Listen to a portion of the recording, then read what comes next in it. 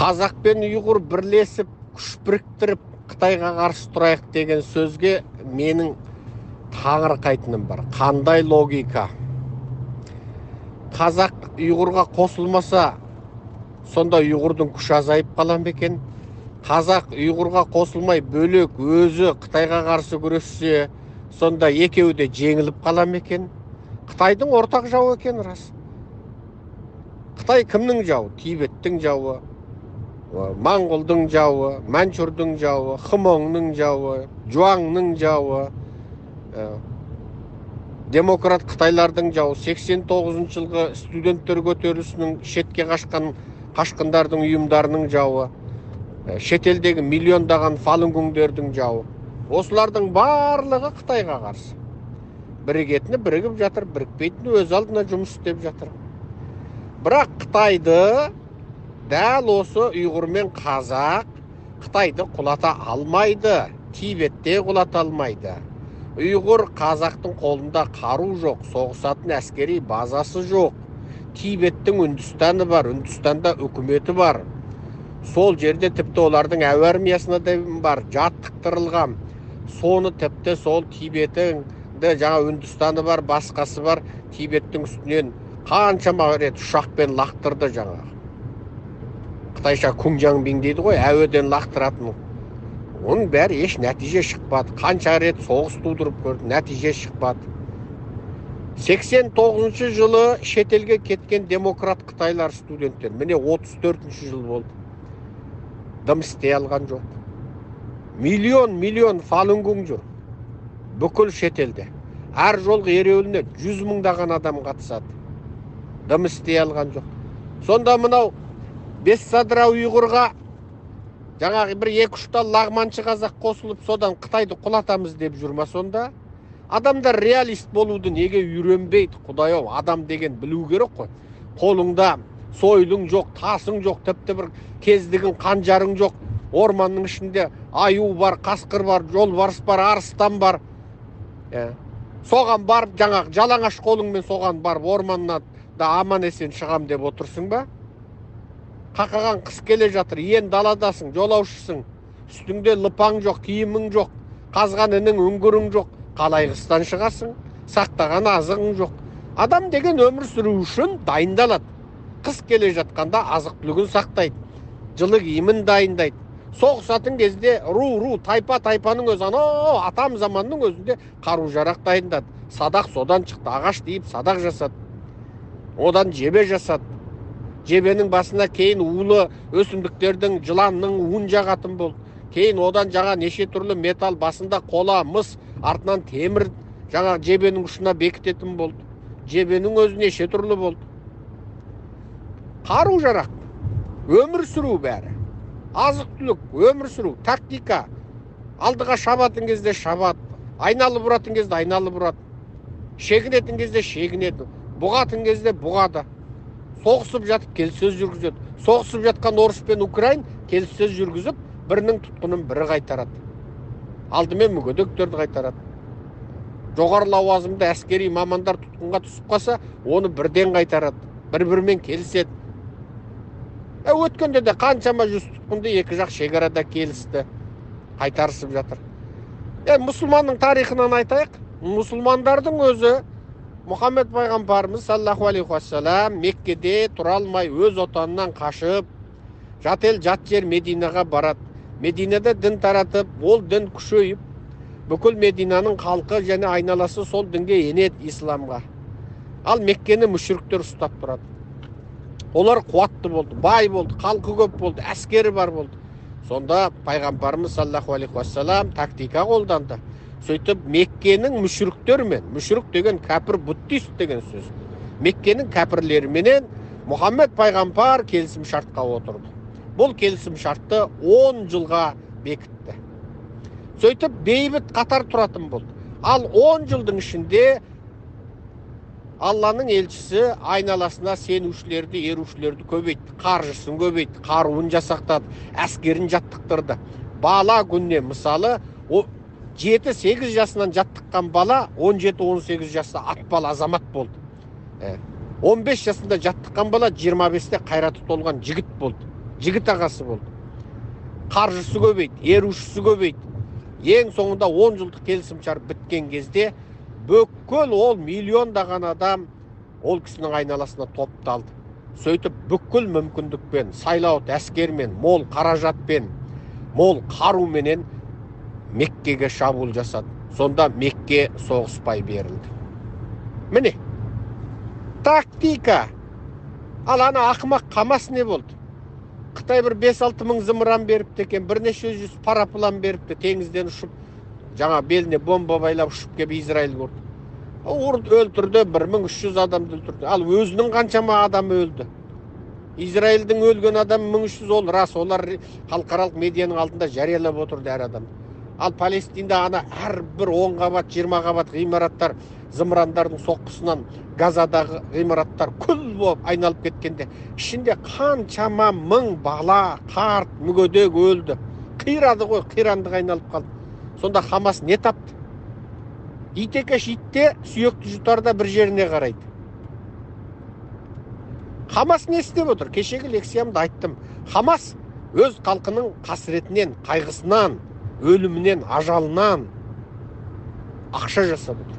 Хамастың басшылары Дубайда, Катарда, Саудияда, оларда 5 миллиард доллар бар бірінші басшысында, екінші басшысында 3 миллиард доллар бар. Бұндай ақша дегенің ана әлемдік Форбестегі шіріген байларда ғана болады.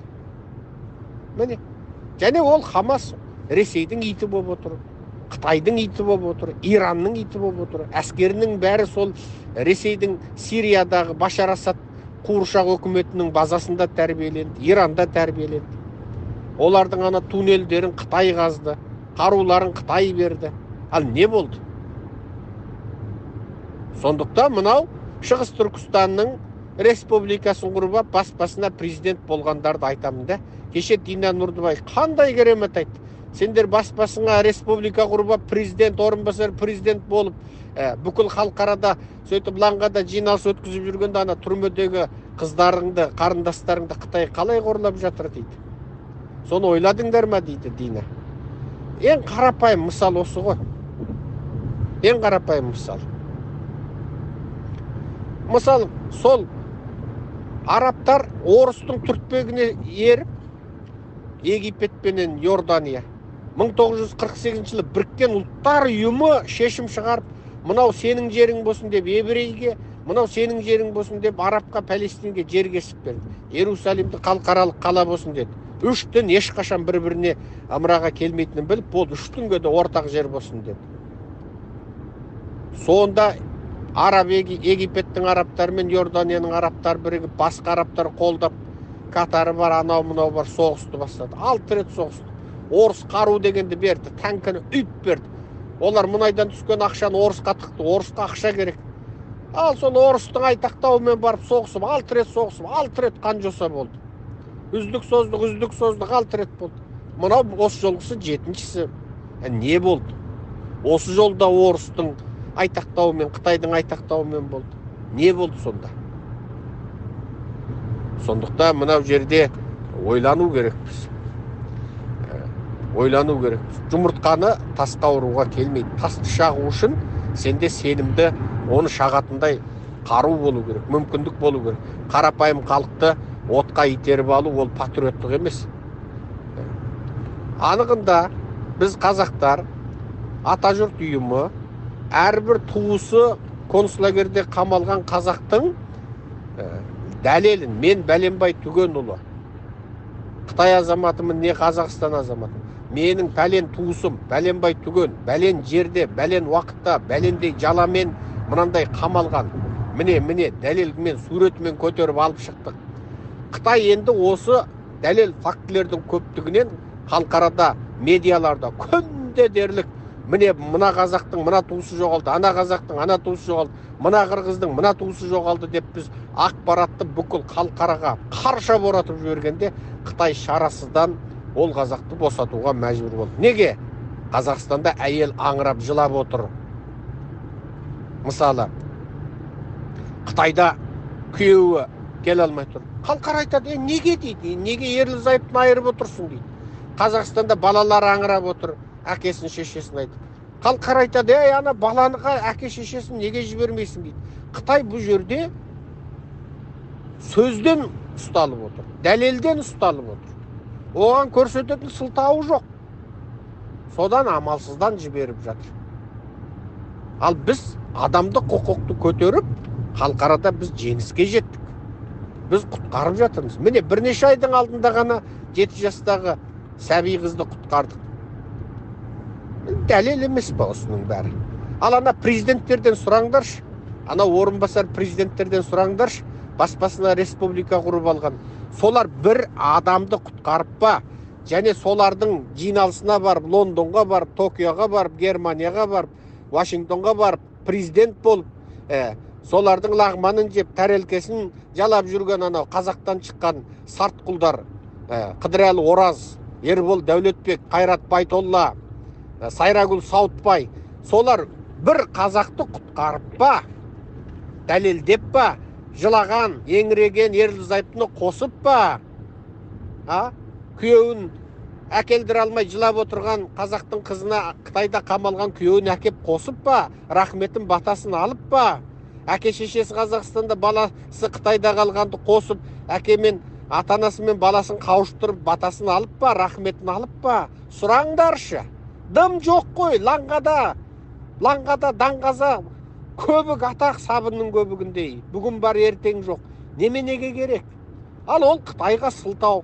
Міне бұлар өстіп, мемлекетті бөлшектемекші. Міне сепаратизм дейді Қытай. Қытай қуанады. Қытай солардың сөйтіп ту көтеріп ап, баспасына республика құрып ап, даңғырлап жүргенін Қытай ұнатып отыр. Қытайға ұнайды. Неге? Қытай халықаралық жиналыста езуін тіліп тұрып, жаңа дәлелін көрсетеді.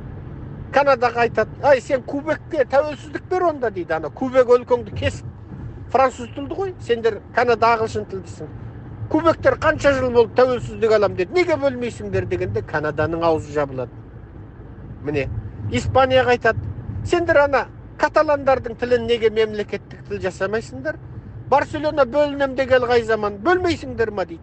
Испанияның үні жабылады. Канада мен Испания НАТО-ның мүшесі, үні өшеді. Испания Евроодақтың мүшесі, үні өшеді. Міне, Италияға, Францияға айтады, ета ұйымы неге террористік ұйым дейсіңдер, біріктіріңдер дейді.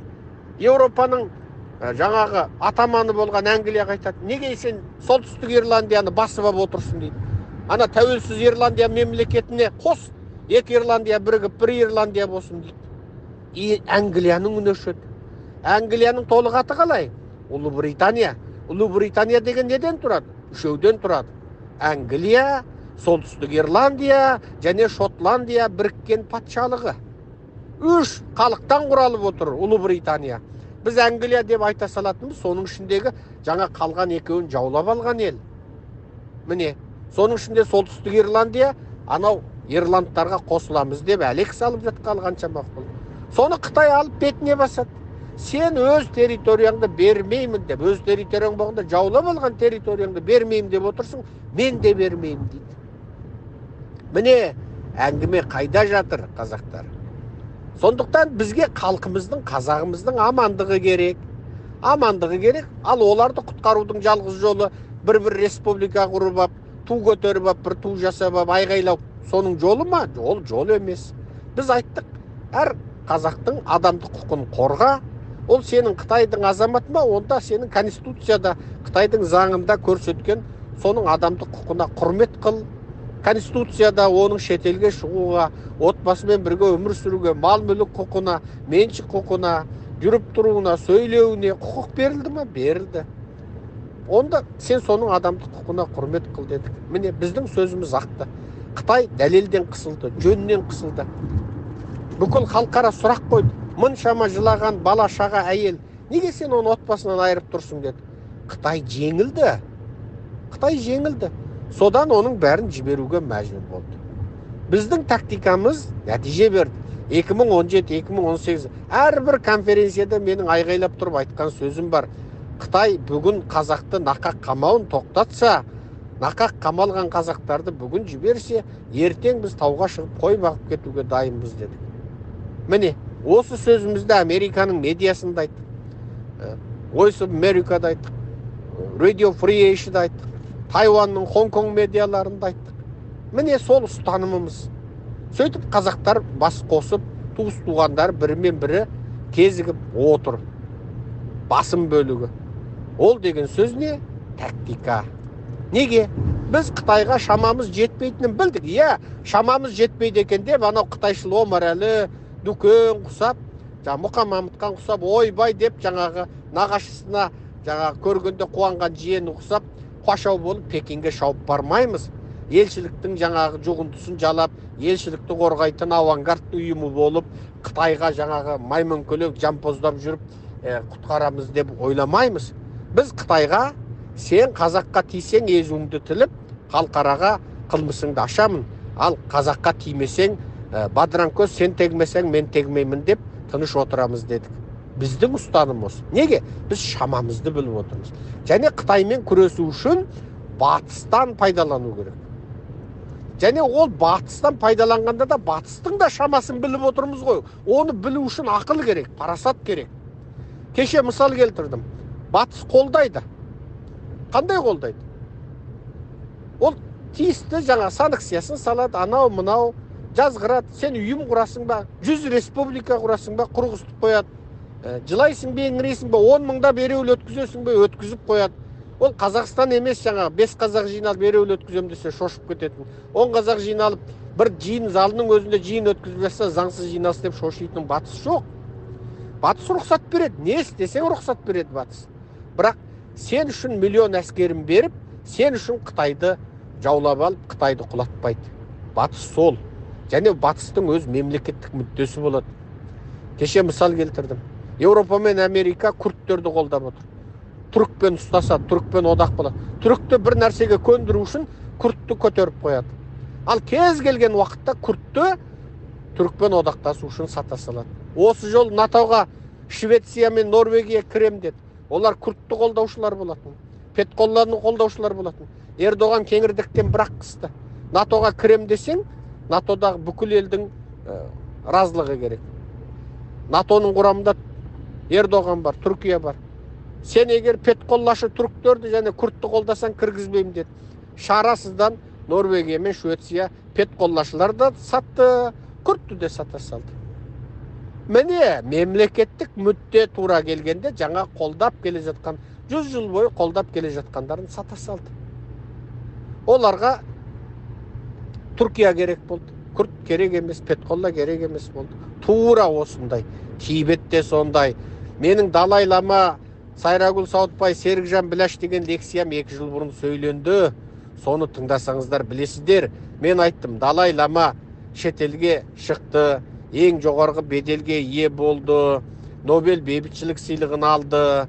Ол да президент Далайдың жаңағы Тибеттің шетелдегі босқын өкіметінің рухани көсемі президенті болды.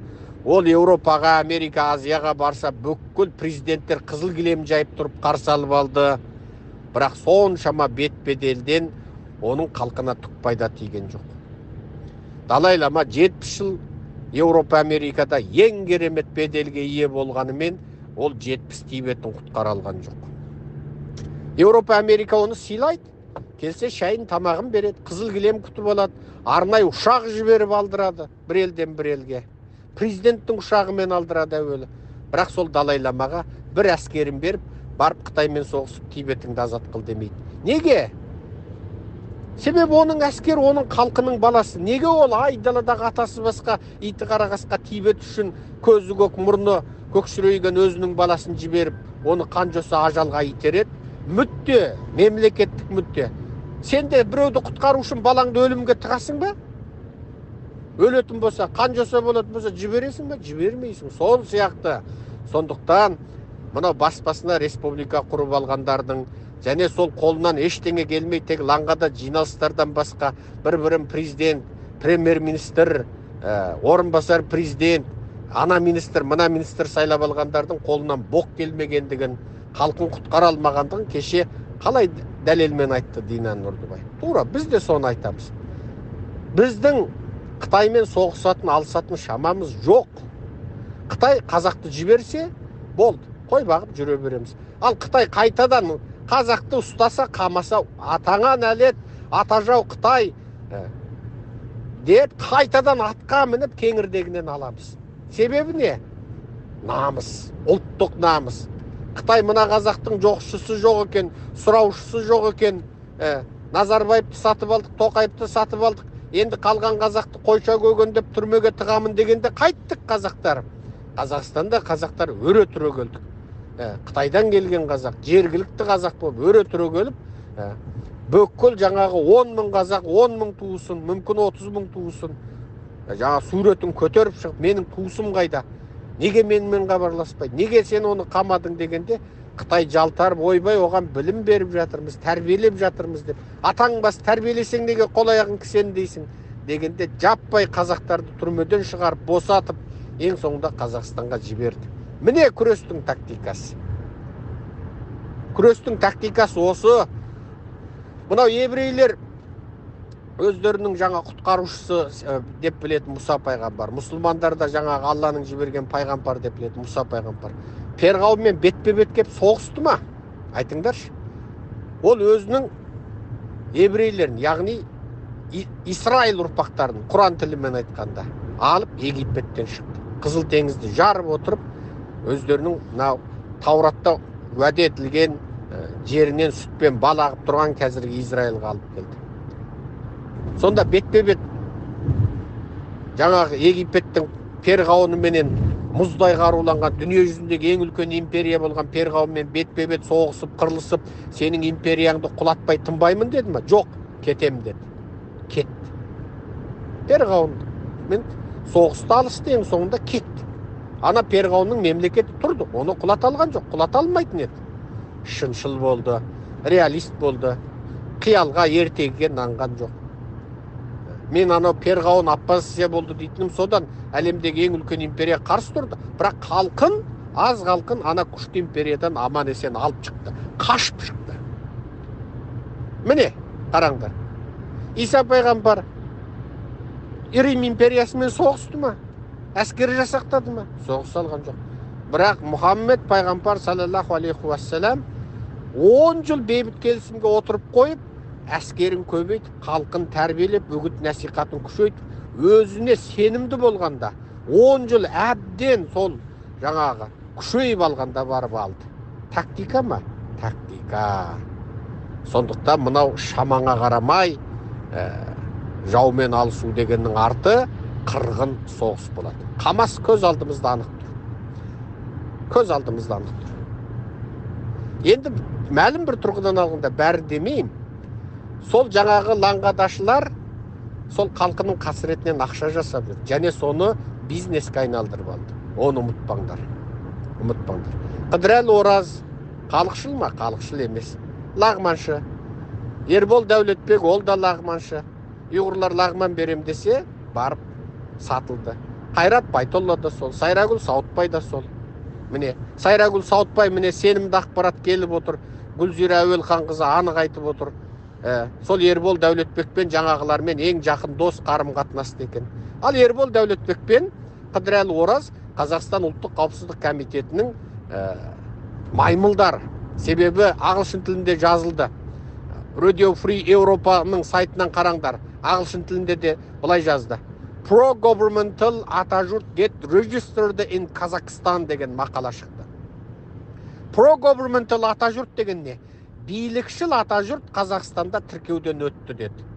Сөйтіп, Қыдырәлінің Атажұрт жастары мен Ерболдың Атажұрт еріктілерін биліктің тіркегенін, олардың билікшіл екендігін ашып тастады ағылшын тілінде. Бұндай мақала жетеді. Ал билікшіл Ербол, билікшіл Қыдырәлі Қазақстан ұлттық қауіпсіздігінің шынайы күрескер бізге, яғни Серікжан Біләшұлы бастаған Атажұртқа қарсы үргізтіп қойған иттері. Қытайдың шекарасында Ербол Дәулетбек пен Қыдырәлі Ораз танисың ба деп сұрамайды екен ешқашан. Серікжан Біләшұлын, Бекзат Мақсұтханды, Тілек Ниязбекті танисыңдар ма деп сұрайды. Атажұрттың белсенді мүшелерінің бәрінің суреті бар екен. Бір жерде 9-ның, бір жерде 10 шақтысының. Ол не деген сөз? Қытай Қыдырәлі Ораз бен Ербол Дәулетбек, Қайрат Байтолла, Сайрагүл Сауытбайдың әйей бопай екендігін, олардың жүріп жатқан жүрістерінің Қытайдың саяси мүддесіне қолайлы екендігін біліп отыр. Сайрагүл Сауытбаймен қатысың бар ма деп бір қазақты тергемейді екен шекарада. Біз ата жұрт қылпылдаған семсер болып Қытайдың желкесінде тұрамыз. Қытай қазақты жіберсе, семсерімізді қынына саламыз. Ал Қытай қазақты қайта қамаса, атаңа нәлет, ата жау Қытай деп семсерді қайта алып шығамыз. Міне біздің тактика. Бірақ біз ешқашан жұмыртқаны тасқа ұрмаймыз. Бізге қазағымыздың амандығы керек. Бізге әрбір қарапайым малшы, егінші, диқан, саудагер, момын, қызметкер, жай неше түрлі кәсіппен айналысып жүрген қазағымыздың амандығы керек. Саясаткер болам деп, президент болам деп, Еуропа, Америка, Жапонияда ұйғырлардың жиынына қатынасам деп, қазағымды отқа itергім келмейді менің. Менің ұстанымым осы. Бірақ қазағымызды құтқардық па? Құтқардық, Кеше ғана 2 күн бұрын Американың Radio Free Asia медиасында Қытайда қамалып қалған, өздері оқытқан молданы сен заңсыз неке оқыдың деп қамап тастаған Radio Free Asia'да жарияладық. Кім жариялады? Біз жарияладық. Біздің сұхбатымыз тұр. Міне күрес. Біз Қытаймен күрес тоқтатпадық. Қытай бір қазақты ұстаса, бір қазақты айтып, қылмысын ашып отырамыз.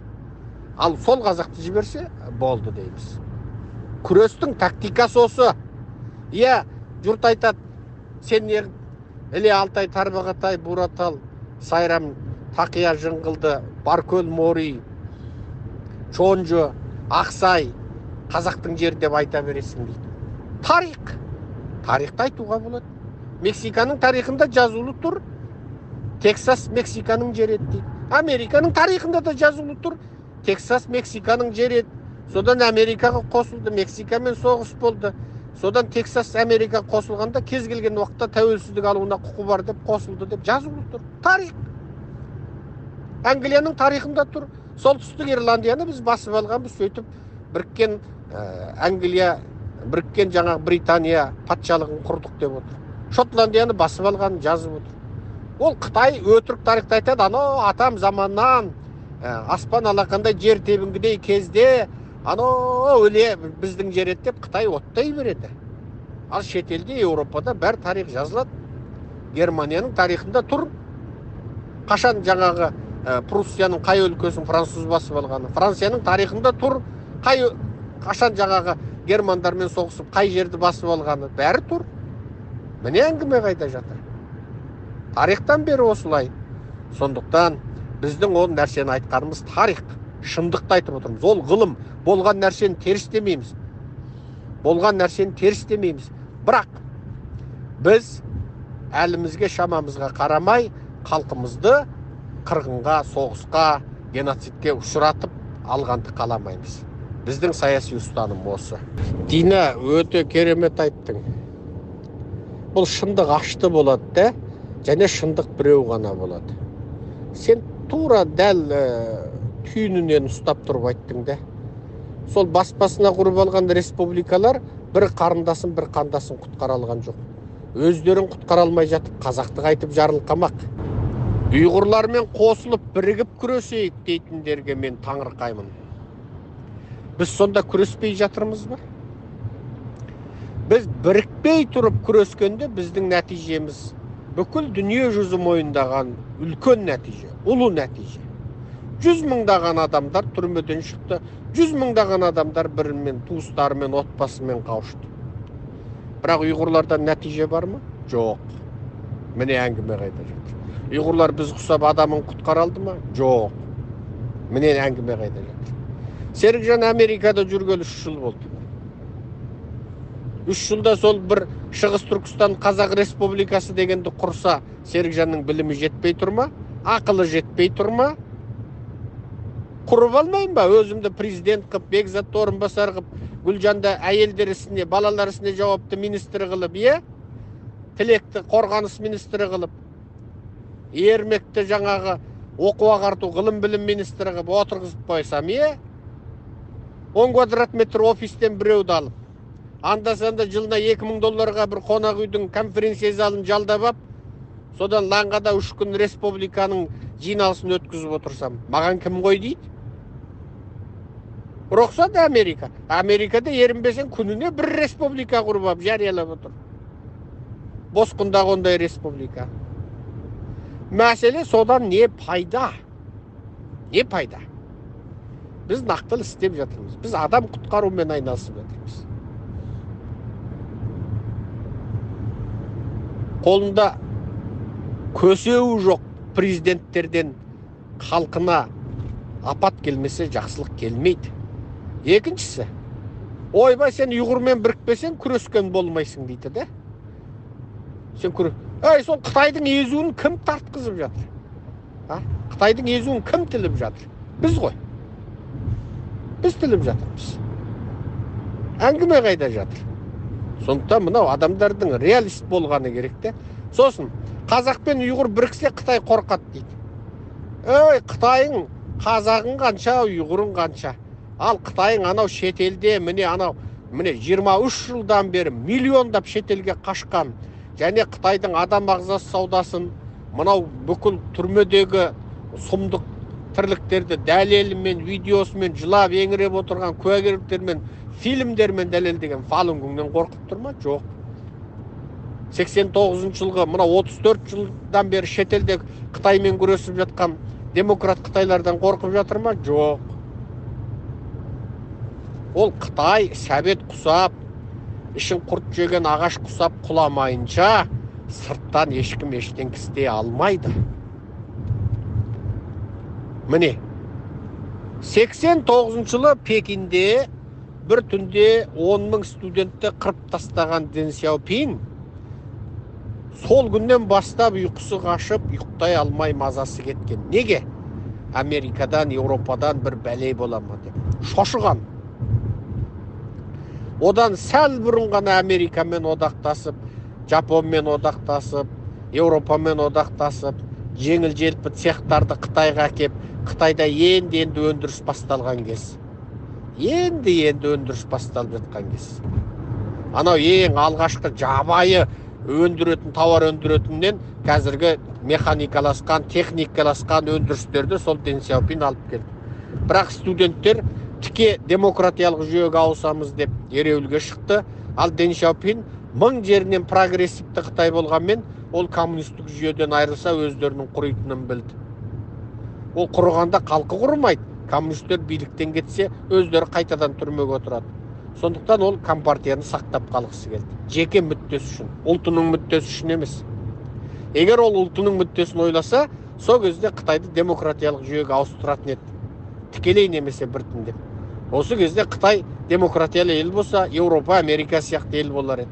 Бірақ анау Құдай атқан коммунист Қытайда коммунистік жүйені сақтап қалғысы келді. Неге? Тақ айналып келгенде өзінің қарақамбасының қамы үшін, билікте тақта қалу үшін. Бәрі сол биліктен тақтан шығады. Сол 1,5 метр, 1 метр 50 сантиметр жаман шал, бір түнде 10.000 Қытайдың басын шапты. 10.000 ақылды Қытай, 10.000 әділетшіл Қытай, 10.000 демократияны аңсаған Қытайдың басы шабылды. Содан шошып отырды. Америкадан не хабар бар? Ойбай, Америкадан не хабар бар? Күні түні бәленбай 100 адамын Американың медиасын аңдытып қойды. Радиосын, телевизиясын аңдытты, газетін қаратып отыр. Америкада үн жоқ. Ең соңында бір баспасөз жаңағы брифингісінде Американың президенті біз Қытаймен болған сауда-экономикалық қатынасты үзбейміз деді. Соны естіді Дэн Сяопин. Сол күні бүкіл әскери командасын, бүкіл саяси командасын жинап алды да, сол күні анау Маутай Ульяңе дейтін арағын ішіп, бәленбай мың Қытайдың жоғарғы элитасы сол күні үф деп мәз болды. Сонда Дэн Сяопин 3 күн 3 түн тойлады дейді. Өлген шішті дейді. Неге?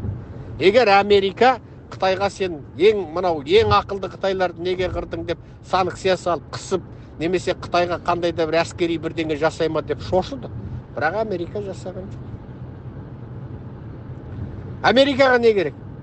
Өлген кім Қытай, өлтірген кім Қытай. Америкаға не керек? Ана миллиард Қытайдың нарығы керек. Америка өндірген тауар Қытайда сатылса, Қытай Американың тауарын алса болды. Немесе әрбірдеңе сол кездегі Американың элитасына біріңді бірің өлтіріп, сөйтіп жүре бер. Менің нем бар деді ғой. Мен жемеген қарын боғымен пыссын деді. Мемлекеттік мүдде. Міне. Сондықтан Америка, Еуропа құтқарушы құдай емес. Қазақтар осыны біліңдер. Америка, Еуропа саған бір фондтар арқылы қаржы бөліп қояды. Жиналыс өткізеді. Не? Ереуіл өткізесің бе, баспасөзде жылап еңіреп барсаң жазып қояды. Болды, одан артық не істеп береді?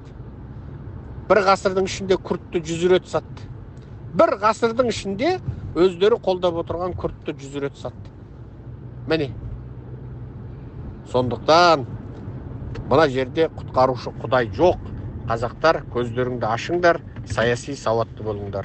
Охо, мына лекция деген енді. Болды ғой, міне. Қаншама адамның көзі ашылып жатыр. Осы Сайрагүл тақырыбы да, Сайрагүлдің осы премьер-министр болуы да бір қазаққа деген үлкен жақсылық. Құдайдың көзі бар деп айтам.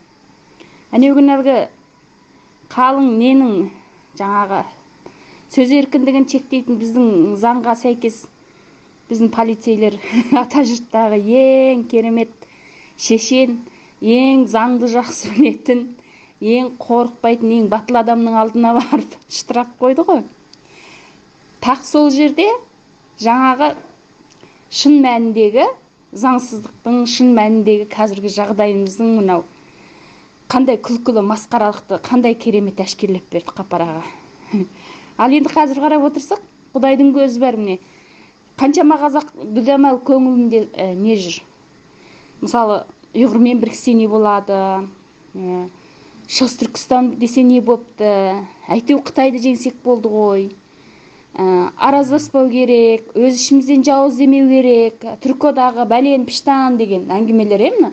Шын мәнінде оның ішкі сырын, астарын, қатпар-қатпарын білмегеннен кейін, ойында дүдәмал күдік күмән болғаннан кейін сөйтіп ойлайды. Күмән туады да, мысалы. Сайрагүл өз алдына жүр ғой, не қылады оған өйтіп деп мысалы. Ал соның нақ шынайы кеспірін бізге қаншылықты қазаққа зиян я пайдасы бар екенін білу үшін, ашу үшін, Құдай тағала Сайрагүлді премьер-министр қылып ұйғырдың орынбасарыға ұйғыр босқын үкіметінің қойып қойды міне. Бұл деген сөз енді. Көрдіңіз бе, осы арқылы тағы да қаншама қазақтың көзі ашылады. Қаншама тіпті өзіміздің осы ішімізде жүрген дүдәмал күмәнмен жүрген адамдардың көзі ашылады міне. Талқылау арқылы міне, халықтық талқылау арқылы көптеген нәрселердің бет ашылып жатыр, өте керемет, өте керемет. Бір жағынан адамдардың көзі ашылып, білімі көбейіп жатыр Секеңнің арқасында, осы талқының арқасында, онан кейін және бір жағынан әр адамның көңілінде сан болады ғой. Ертеңгі қадамды нық басып тұру үшін, өз ойыңды ашық айта алу үшін міңгірлеме, қандай керемет жауаптар, қандай керемет талқы болып жатыр. Құдайдың көзі бар деген осы. Қысқасы бұның бәрі қазаққа өте пайдалы екен. Ой, өте керемет лекция. Секе керемет. Алла разы болсын сізге, Алла разы болсын. Рахмет, көп. Тыңдаған сайын тыңдағың келеді. Осыны тыңдамаған қазақтың, осыны тыңдап сана соянбаған қазақты білмей қалдым енді. Керемет, ұлттық баяу күшті. Ұлттық идеологиясы күшті сөйлі лекция, керемет лекция. Тақырыбын әдемілеп салу керек ютубқа, каналдарға. Керемет. Ассалаумағалейкум. Мен Нұрбек Қазбайұлы.